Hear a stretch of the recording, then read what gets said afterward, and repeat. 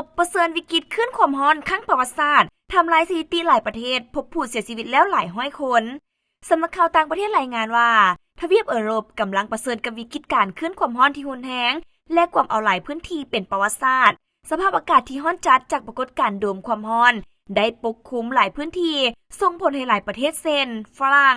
สหราชอาณาจักรอังกฤษเยอรมันสเปนและสวิตเซอร์แลนด์ซึ่งทำลายสถิติอุณหภูมิสูงสุดของเดือนมิถุนายนอย่างต่อเนื่องนักวิทยาศาสตร์จาก World Weather Attribution เปิดเผยเมื่อวันศุกร์ที่ผ่านมาว่า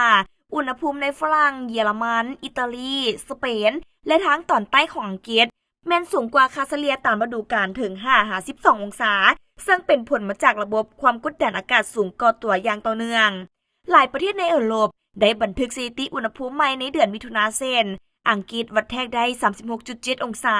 สวิตเซอร์แลนด์วัดแทกได้ 38 องศาและประเทศฝรั่งวัดแทกได้ 40 องศาในบางเมืองของนครหลวงปารีสส่วนประเทศสเปนก็พบกับสภาพอากาศร้อนจัดซึ่งสูงกว่าระดับเฉลี่ยถึง 7.1 องศาในขณะที่ประเทศเยอรมันมีอุณหภูมิสูงถึง 41.3 องศามีรายงานว่าประเทศสเปนพบผู้เสียชีวิตจากความร้อนแล้วถึง327คนในระยะเวลาเพียง4มื้อส่วนประเทศฝรั่งมีรายงานผู้จมน้ำเสียชีวิตอย่างน้อย48คนขณะที่พยายามลงเล่นน้ำเพื่อคลายความร้อนและมีเด็กน้อย3คนเสียชีวิตภายในรถนอกจากนี้ที่ประเทศอิตาลีก็มีรายงานผู้เสียชีวิตจากความร้อนอย่างน้อย5คนปัจจุบันหลายประเทศในยุโรปได้ประกาศเตือนภัยความร้อนและเตรียมรับมือกับอุณหภูมิที่สูงเป็นประวัติศาสตร์